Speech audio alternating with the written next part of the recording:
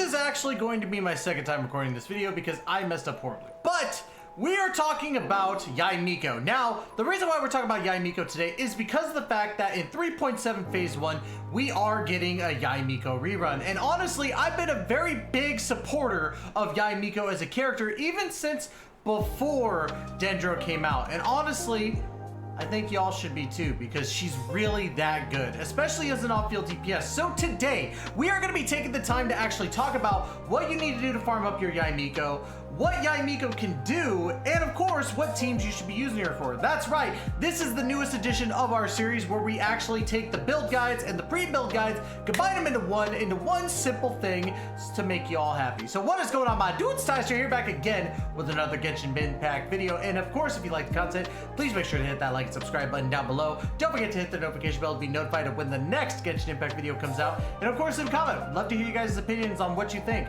But without any further delay, let's go ahead, get right into it.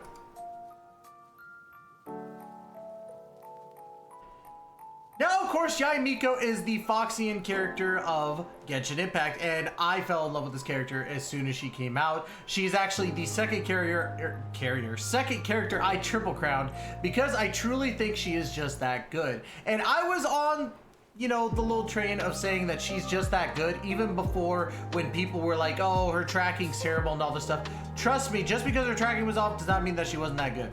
But I digress. Let's go ahead and talk about ascending Yae Miko here. Now, as you can see, we have the chart here going from level 1 to level 90 on Ascension.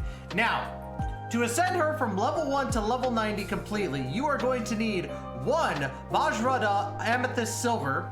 You're going to need 3 of those to make the next section, which is the fragments, and in total for fragments, you're going to need 9.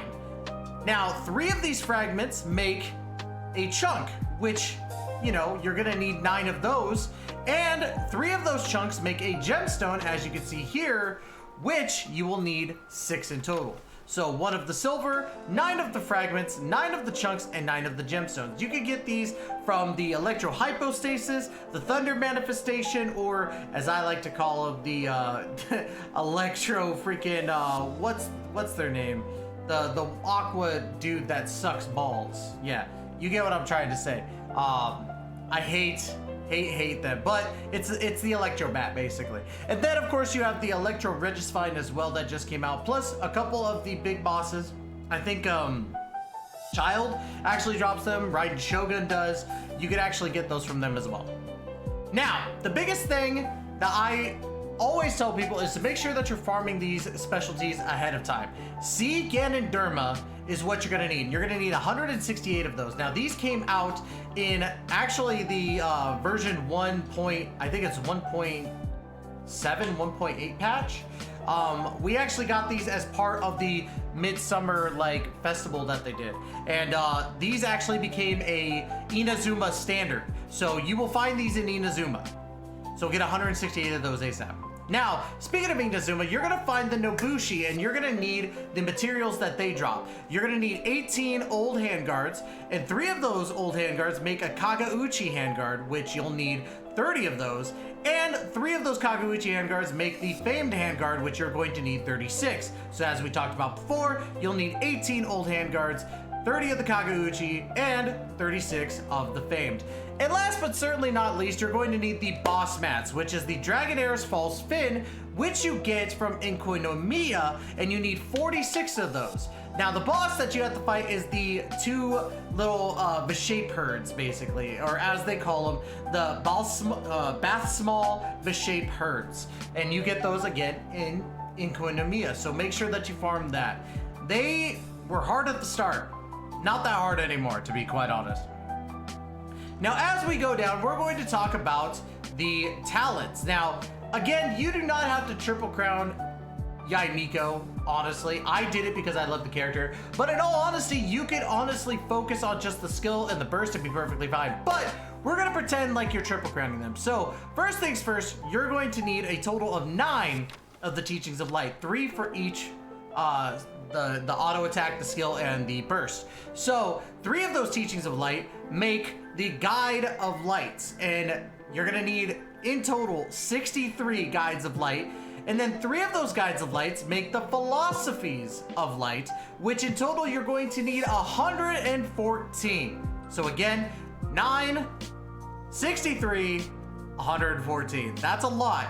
But honestly, if you really do like your resin refreshes, it literally takes you a couple days to do. Or in this case, it would take you a Wednesday, a Saturday, and a Sunday all together. Probably an extra day too, but farming for Triple Crown isn't too bad anymore. For your Kageuchi, or not Kageuchi, but your handguards, you're going to need a total of 18 of the old handguards for this, 66 of the Kageuchi handguards, and 93 of the famed handguards, which we already had the ones from the previous one, so just farm all of them all at once. Now, as you could also see, you're going to need the Meaning of Aeons, which you get this boss mat from the Raiden Shogun Challenge, or Guardian of Eternity Challenge, which you have to just beat her. And it's not that difficult. You could also basically use your old mats as well to make it a little bit easier on you. But I digress. You need 18 of these for the Triple Crown. You need 3 crowns, and between Ascension and Triple Crowning your talents, you're going to need a grand total of 7.1 million Mora and basically 466 of your purple books to level up from level 1 to level 90. So be ready for that. Now, as you can see here, I have Genshin up right here, right meow. We're gonna go ahead and dive into the lovely Miss Yae Miko here. Now let's first talk about what Yae Miko can do. She has her auto attack, which she is a catalyst user, so applies electro damage right out the gate. So pretty simple on that.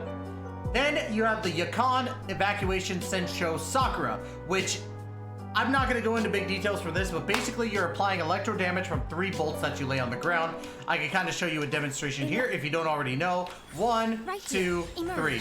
And all these bolts do electro damage as they pulse through, and it's really, really good because these things can do a lot of damage, especially if you're like me and have, you know, the C1 and the C2, which turns them into level 4s and basically increases their attack range by 60%, which is pretty freaking nuts. And not only that, but you could also, like, when you use your burst, which we'll get into, it resets those, and that's your Ascension 1, I think it is. But we'll get into that. Let's go ahead and first talk about the Sensho Sakura. Like I said, you get to summon 3 of them. You're doing electro damage over time, and it's great electro damage application. So I highly recommend that you rank that up because that's going to be your go-to.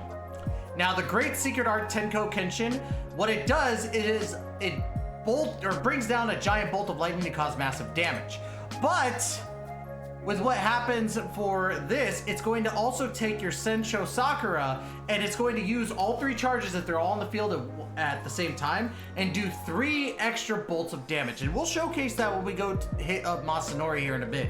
But what's really cool about this first Ascension passive is that when casting Great Secret Art Tenko Kenshin, your burst, each Sensho Sakura destroyed resets the cooldown of each one. So when you use it, you can automatically lay down 3 more and be able to do continuous damage. Now, here's your second Ascension passive here. Every point of Elemental Mastery Yae Miko possesses will increase Sensho and Sakura damage by 0.15%, which is good.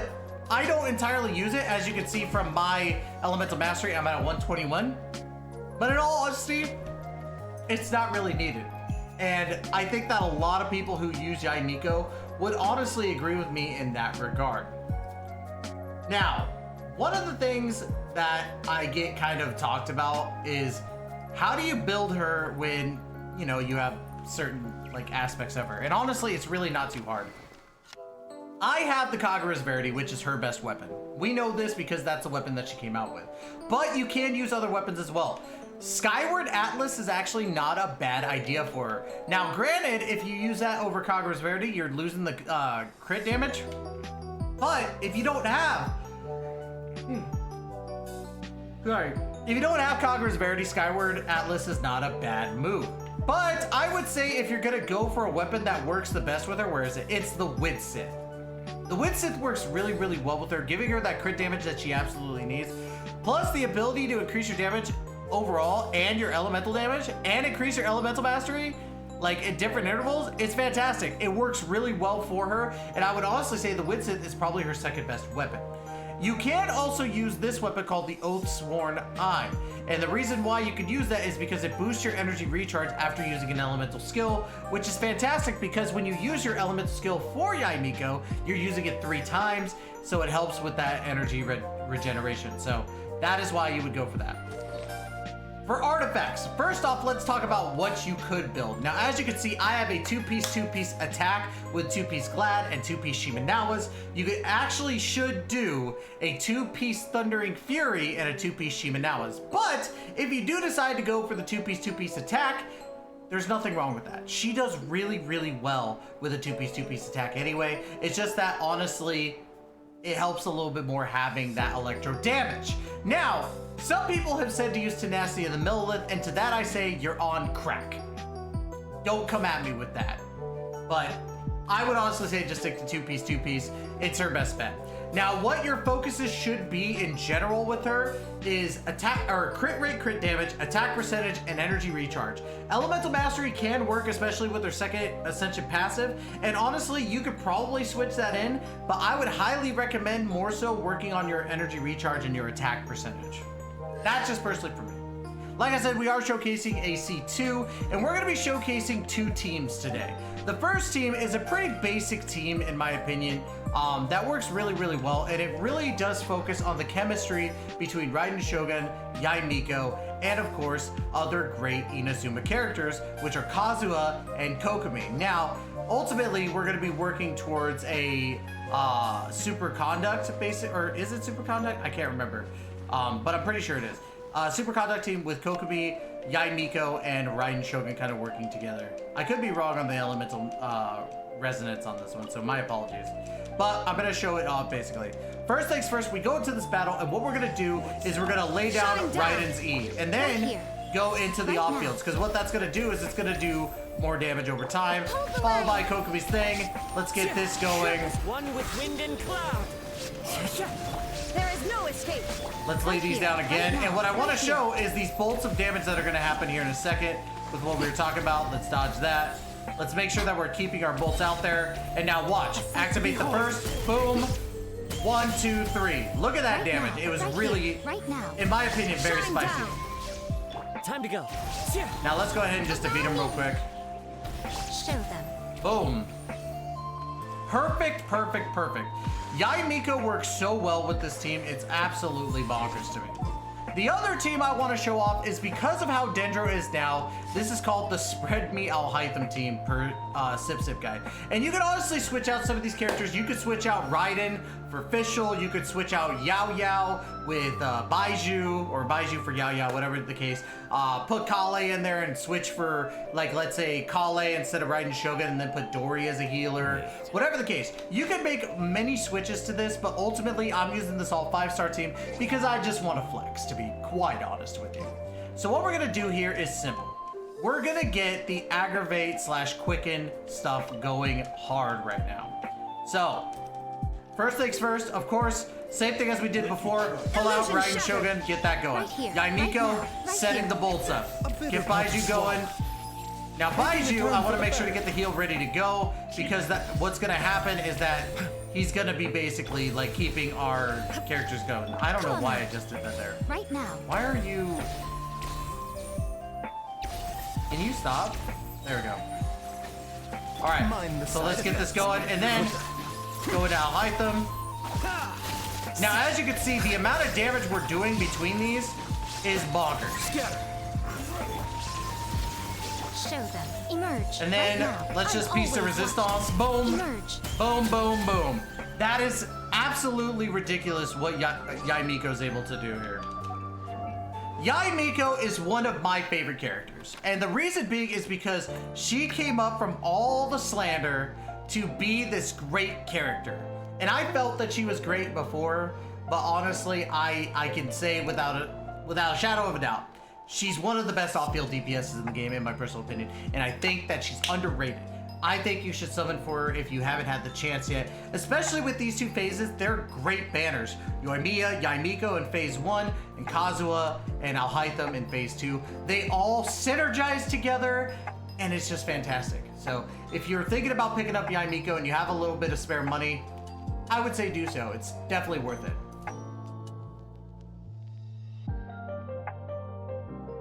Now guys, I can tell you this one went off a lot better than before because when I tried to do this the other day, I looked like crap.